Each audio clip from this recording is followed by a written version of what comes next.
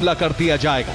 Iran ने PGSA यानी Persian gulf straight authority नाम की नई संस्था बनाई है। PGSA ने नए नियमों की लिस्ट शिपिंग कंपनियों को सौंप दी है।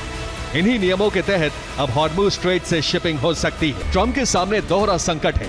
एक तरफ ईरान के खिलाफ नाकाबंदी जारी रखनी है, दूसरी तरफ दुनिया की शिपिंग इंडस्ट्री को हॉर्मुज में सुरक्षित रास्ता दिखाना है। अमेरिकी नेवी के युद्धपोत ईरानी टैंकरों की नाकाबंदी में लगे हैं और वायुसेना को हॉर्मुज खुला रखने में लगाया गया है। CIA ने कहा है कि ईरान ने अपने मिसाइल बेड़े को हाई अलर्ट पर रखा है।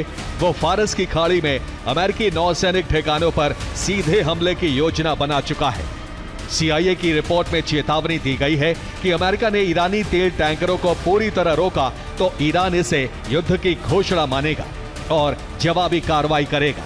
CIA के मुताबिक ईरान ने अपनी हज कासिम जैसी लंबी दूरी के मिसाइलों को गुप्त ठिकानों से निकालकर लॉन्च पैड्स पर तैनात कर दिया है। समझौते की बात होते होते ईरान और अमेरिका के बीच मिनी वॉर कैसे शुरू हो गई, इसकी कड़ियां सऊदी अरब और UAE से जुड़ी।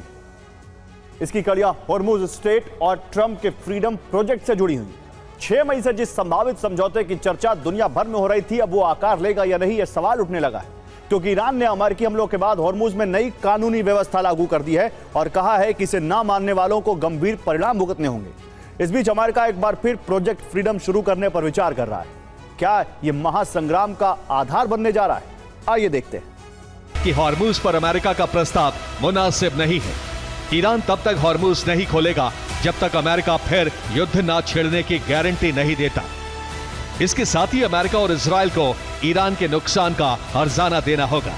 विदेश मंत्री अब्बास अरागची ने कहा है कि हॉर्मुज खुलवाने के लिए नाकाबंदी और प्रतिबंध भी हटाने होंगे। अब हॉर्मुज से गुजरने के लिए ईरानी प्रोटोकॉल का पालन करना होगा। अगर कोई जहाज इन नियमों को तोड़ता है तो उस पर हम